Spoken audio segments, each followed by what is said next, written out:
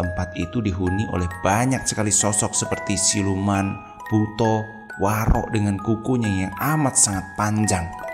Bahkan ada sosok seperti pocong, kuntilanak, genderuwo, hanya seperti sosok pesuruh di kerajaan itu.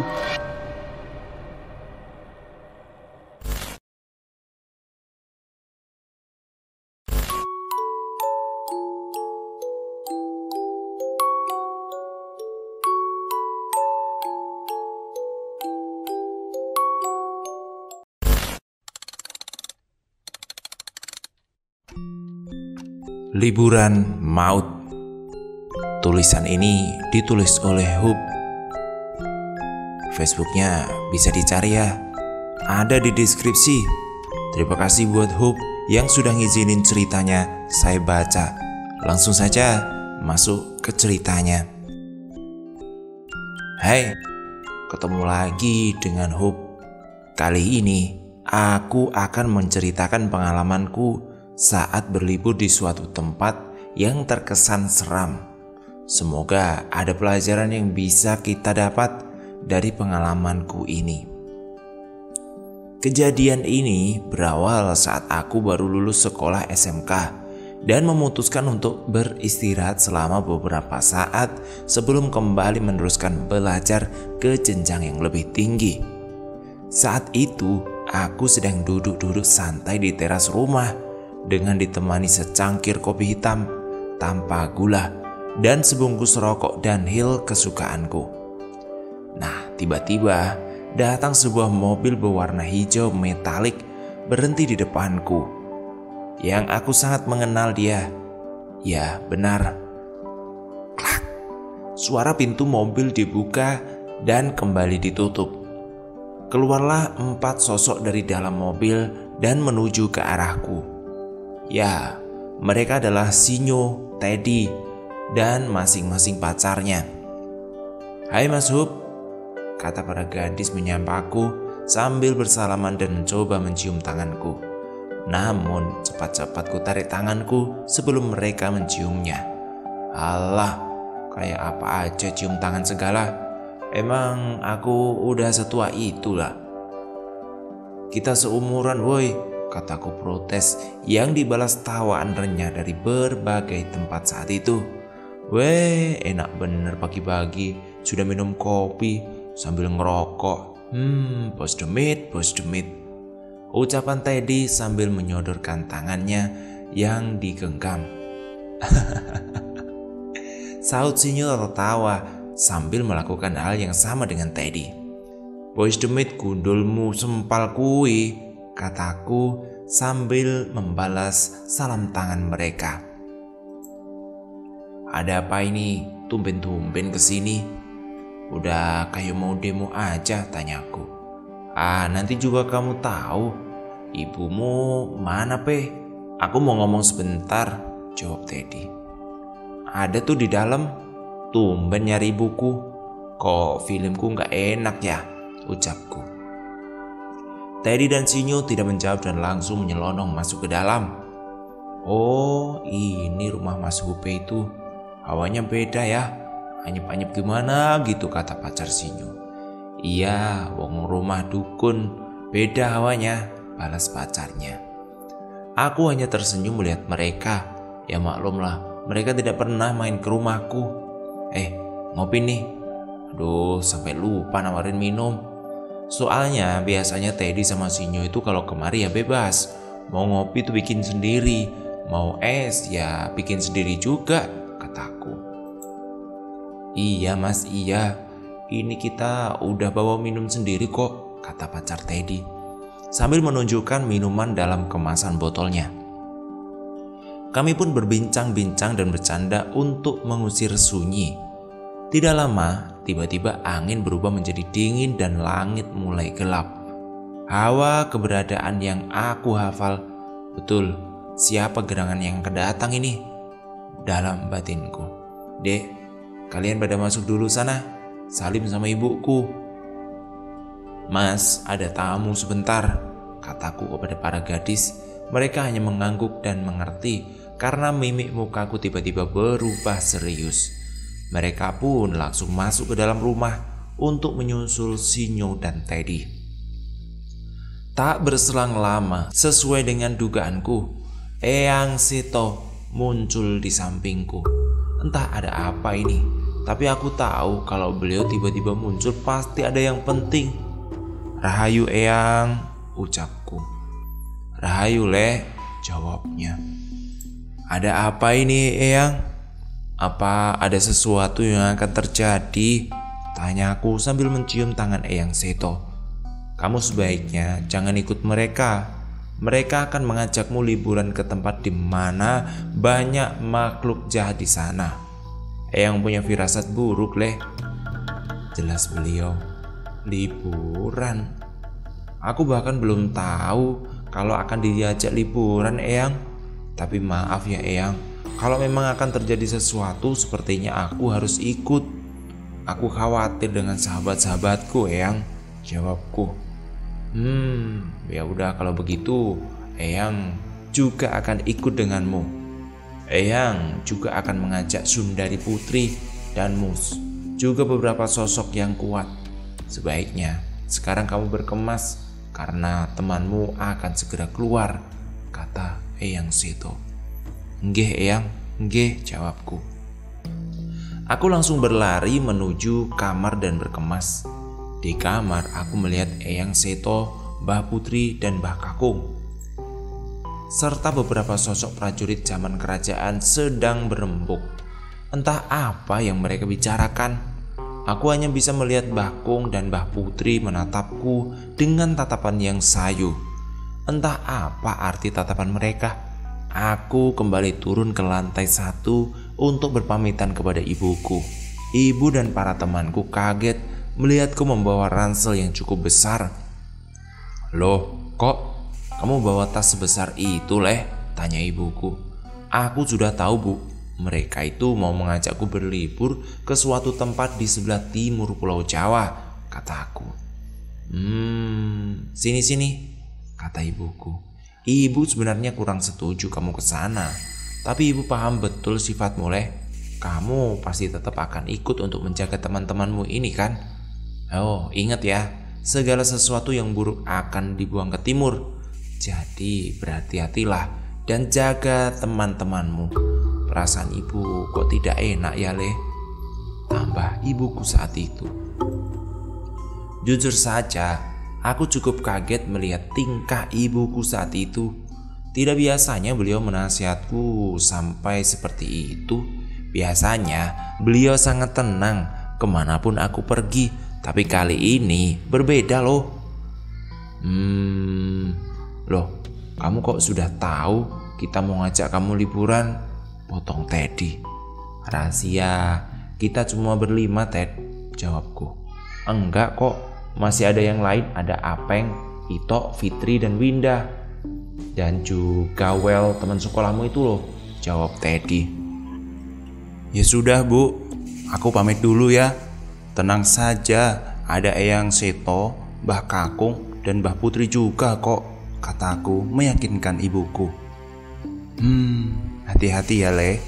Ingat, jaga sopan santun dan tata krama saat bertamu," kembali ibuku menasihatiku. Setelah kami semua berpamitan, tak lupa salim dan mencium tangan ibuku, kami pun akhirnya berangkat. Saat berada di depan rumahku, terlihat mobil minibus warna hitam.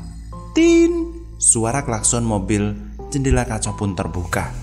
Terlihat wajah teman-teman Teddy yang akan ikut berlibur bersama kami. "Udah, ayo kita berangkat," kata Apeng yang memegang kemudi mobil itu. Kami pun langsung masuk ke dalam mobil dan berangkat menuju tempat yang akan kami tuju. Saat di tengah perjalanan, aku tertidur dan bermimpi aneh luar biasa. Di dalam mimpiku ada seorang temanku yang diikat dengan rantai bersama beberapa orang yang tidak aku kenal. Lalu dicambuk dan dipaksa berjalan menuju sebuah kerajaan oleh dua sosok raksasa yang sangat besar. Bahkan bisa dibilang 2 kali lipat tinggi tower listrik. Tempat itu dihuni oleh banyak sekali sosok seperti siluman, buto, warok dengan kukunya yang amat sangat panjang. dan tentu dengan muka yang sangat menyeramkan. Hewan setengah manusia yang membawa senjata, leak dengan gigi yang lidahnya yang menyeramkan. Bahkan ada sosok seperti pocong, kuntilanak, genderuwo, hanya seperti sosok pesuruh di kerajaan itu. Mas Hupe, Mas bangun mas. Terdengar suara yang langsung membangunkanku. Aku terbangun dengan keringat dingin mengucur. Padahal AC mobil ini sangat dingin.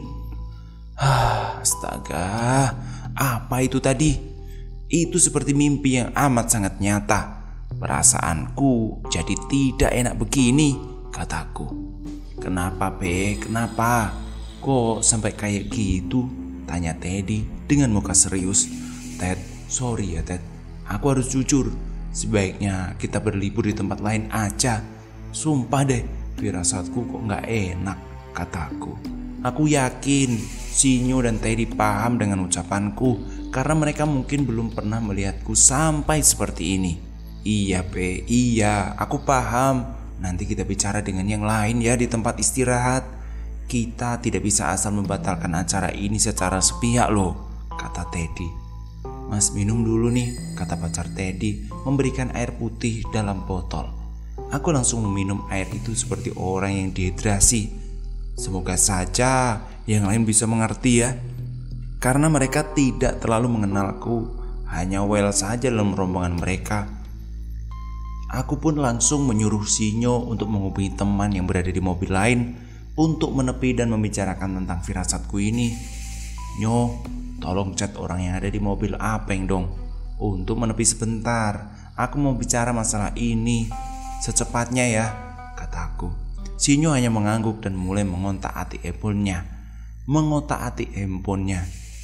Nanti di depan ada pecel yang enak, kita berhenti di situ ya sambil sarapan, kata Sinyo. Ya sudah kalau gitu, mereka suruh salib kita Nyo, biar enak berhentinya, jawabku. Sinyo kembali memencet layar pada handphone miliknya. Tak berselang lama terlihat mobil milik Apeng menyalip kami sambil membunyikan klakson. Sesampai di tempat istirahat, kami memesan makanan sambil memulai obrolan. Ada apa sih Ted? Tadi kata Sinyo kok ada yang mau diomongin, kata Apeng membuka obrolan. Ini loh, Hupe mau ngomong sesuatu, jawab Teddy. Mas, ini pesanannya, silakan, kata ibu-ibu tukang pecel ini. Oh iya terima kasih ya bu, jawab kami hampir bersamaan. Jadi gini loh, maaf, bukan mau merusak acara ini, tapi aku punya perasaan tidak enak dengan tempat yang akan kita tuju itu. Sebaiknya kita cari tempat yang lain, atau salah satu dari kita akan ada yang... Kataku yang sempat mengucapkan kata terakhir karena dipotong Apeng. Alah, perasaan aja itu, karena terlalu takut itu namanya. Peng, dengerin dulu temanku ini. Dia tadi mimpi akan terjadi sesuatu sama kita. Lagi pula dia ini punya... Teddy mencoba menjelaskan, tapi kali ini dipotong. Aku gak peduli siapa temanmu Ted. Yang jelas kita harus tetap kesana. Kita sudah sewa penginapan di sana. Uang akan hangus kalau kita batalkan. Jangan cuma karena satu orang mimpi buruk terus rencana kita gagal. Alah, itu cuma mimpi kok, kembali Apeng. Kalau ngomong yang enak Peng. Dia ini bukan sekedar teman, tapi ini udah seperti saudaraku, bentak Teddy sambil berdiri dari duduknya. Para pengunjung yang lain tentu saja langsung melihat ke arah kami. Sudah, jangan berantem di sini. Gak enak sama yang punya warung, kataku sambil memegangi Teddy. Oke, kalau memang begitu keputusannya, kita berangkat. Tapi jangan bilang aku tidak mengingatkan sebelumnya ya, kataku. Alah, pengecut, kata Apeng pelan. Setelah selesai makan, kami kembali ke mobil untuk melanjutkan perjalanan. Tok tok tok. Aku ikut rombongan kalian ya, kata Well mengetuk kaca mobil Teddy. Udah masuk Well, langgahi aja itu yang di tengah, gak penting, kata Sinyo yang ada di belakang. Pak, Suara sebungkus tisu ukuran besar mengenai wajah Sinyo. Well pun masuk dan bergabung bersama rombongan kami. Saat kami mulai melanjutkan perjalanan, aku mencoba bertanya kepada Well. "Kenapa Well kok pindah?" kataku. "Aku lebih percaya sama kamu, Pe. Aku tahu siapa kamu kok. Kita berteman dari kelas 1 SMA. Aku paham bener kamu mengerti hal-hal seperti itu," jawab Welly. "Kok kalian bisa kenal sama orang seperti mereka sih?" tanya aku. "Teman nongkrong, Pe. Lama-lama jadi akrab," jawab Well. Jawabku singkat saat itu. Singkat cerita, sampailah kami di tempat tujuan. Saat akan menuju penginapan dan melewati hutan, aku mendengar suara gamelan Jawa menyambut kami. Di sini sangat sepi dan jujur saja membuatku sangat tidak nyaman. Ning nong ning blung ning nong. Tabuhan Jawa itu benar-benar aku dengar. "Tunggu, kalian dengar itu nggak?" tanya aku. "Iyo yo, suara gamelan yo," jawab Sinyo, Teddy, dan Well. "Petanda buruk ini," batinku. "Bunyikan klakson, Ted. Kita sedang disambut," kataku. "Din din." Tanpa menjawab, Teddy langsung bunyikan klaksonnya. Aku melihat banyak sekali sosok yang melihat kami di pinggiran hutan. Dan ada sosok wanita berbadan kadal yang berenergi sangat kuat dan bermahkota sedang menari-nari di balik pepohonan. "Ted, agak pelan ya jalannya. Mobil Apeng mogok di depan ya," kata Sinyo. Kami pun menuju mobil Apeng dan teman-temanku turun untuk membantu mengecek mobilnya. Hanya aku yang masih di dalam mobil karena yang aku lihat ada sosok besar dengan rambut panjang yang memegangi mobil Apeng dengan satu jarinya. Aku mencoba menutup mata dan merapalkan mantra. Aku melepaskan sukma dari ragaku dan mencoba berbicara dengan mereka yang mengawasi kami. "Rahayu Mbah, Rahayu," kataku. "Rahayu Ger," jawab sosok raksasa itu. "Ada apa ini Mbah? Sampai menghentikan kendaraan teman saya," kataku. "Yang ada di mobil ini semua orang-orang yang berhati buruk, Ger. Tidak ada sopan santunnya. Sudah disambut di rumah orang tapi tidak memberi salam," jawabnya. "Maaf Mbah, maaf. Saya akan memberitahu mereka segera," kataku. "Kamu melihat sosok Nyai Dawuh yang menari tadi, Ger?" tanya sosok itu. "Nggih Mbah, lihat Mbah," jawabku. "Pergi temui dia. Mintalah izin untuk bertamu di sini. Dan ajaklah semua orang yang menjagamu untuk menghadapnya," saran sosok itu. Tanpa disuruh 2 kali, aku bersama Eyang Seto, Mbah Putri dan Mbah Kakung dan para penjagaku pergi. Tentu menemui sang Nyai Dawuh untuk meminta izin bertamu di tempat ini. "Rahayu Nyai," Eyang Seto memberi salam Rahayu. "Rahayu," jawabnya.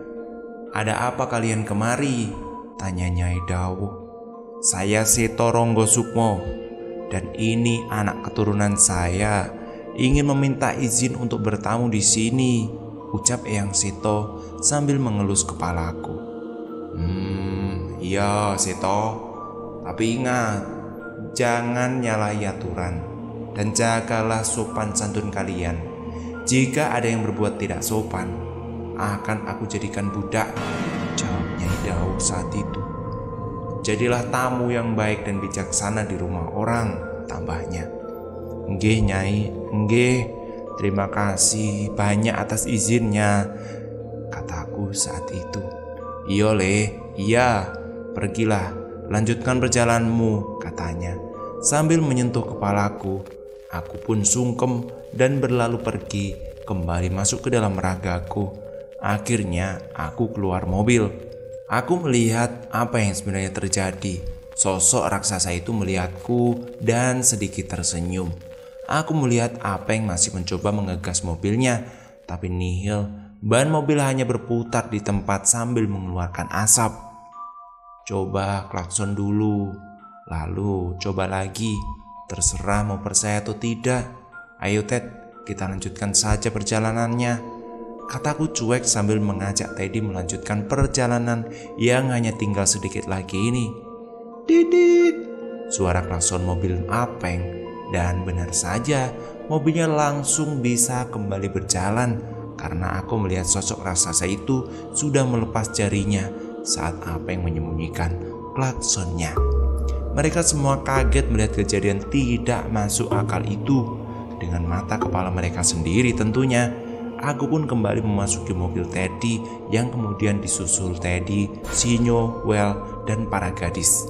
Dan akhirnya kami melanjutkan perjalanan menuju penginapan yang hanya tinggal beberapa kilometer lagi.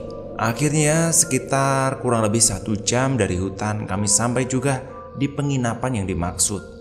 Tempatnya biasa saja, selayaknya rumah penduduk yang tentu memang disewakan. Mungkin bisa dibilang villa, tapi masih banyak pohon di sekitar penginapan ini.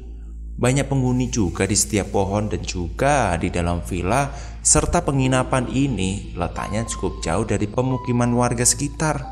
Dari penglihatanku, ada beberapa sosok yang menyambut kami dengan tidak senang. Akhirnya kami semua turun dari mobil dengan perasaan lega karena telah sampai di tujuan dengan selamat.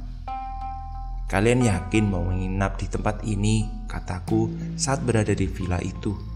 Yakinlah. Villa ini cukup besar, letaknya juga tidak jauh dari hutan tadi, jawab Apeng dan Ito saat itu. Tempat ini angker, banyak yang tidak suka dengan kehadiran kita, kataku. Alah, penakut, gak ada yang namanya setan. Tempatnya bersih begini kok, kata Apeng. Jaga lisanmu, mereka mengawasi kita, kataku. Alah, balasnya. Saat itu, Teddy, Sinyo, Welly ingin kembali beradu argumen dengan Apeng dan Ito. Tapi aku mencegah mereka dan menyuruh mereka diam. Karena jika tidak, Apeng dan Ito akan semakin menjadi-jadi ngomongnya. Bahkan saat Apeng bilang tidak ada setan, beberapa sosok langsung melihat ke arahnya. Ada juga yang berdiri di belakang rombongan mereka dengan menyeringi. Nyo, Ted, Well, aku mau keliling villa dulu. Lihat-lihat kondisi, kataku. Iya, iya, jawab mereka serempak. Saat aku baru berjalan 2 langkah, ada bapak-bapak datang menggunakan motor bebek. Ternyata dia adalah pemilik penjaga villa yang datang untuk memberikan kunci. Kubatalkan acara berkeliling dan melihat kondisi villa. Klak, suara pintu dibuka. Aku menyuruh Teddy, Sinyo, pacar mereka, serta Well untuk berjalan di belakangku. Sementara rombongan Apeng sudah masuk terlebih dahulu. Tunggu, kalian jalan di belakangku, kataku. Memang kenapa, Pe? Tanya Well. Udah nurut aja, jangan lupa salam sebelum masuk. Apapun yang kalian rasakan di dalam, jangan bilang yang aneh-aneh pokoknya, jawabku. Mereka hanya mengangguk dan aku mulai masuk ke dalam villa. Rahayu, jawabku pelan saat masuk ke dalam villa, diikuti rombonganku. Benar saja, di dalam banyak sosok yang langsung menatap tajam kepada kami semua. Sang penjaga villa melihatku dengan tatapan aneh saat menunjukkan setiap ruangan dan kamar yang ada di dalam villa itu. Aku melihat di setiap ruangan dan kamar ada saja sosok penghuninya. Villa ini sudah seperti rumahku saja. Bedanya, aku tidak kenal setiap sosok yang ada di sini, batinku. Setelah sesuai menunjukkan setiap ruangan yang ada, si penjaga villa pamit untuk pergi dan mempersilahkan kami untuk beristirahat. Namun, saat di depan pintu kembali dia melihatku dengan senyuman yang aneh. Aku pun membalas senyumannya. Aku dengan sengaja meminta rombonganku berada pada satu kamar, karena aku yakin mereka tidak akan aneh-aneh jika sekamar denganku. Selain itu, akan lebih mudah menjaga mereka saat berada di dekatku. Udah dulu ceritanya. Tulisan Hope ini seru juga. Besok kita lanjutin lagi ya.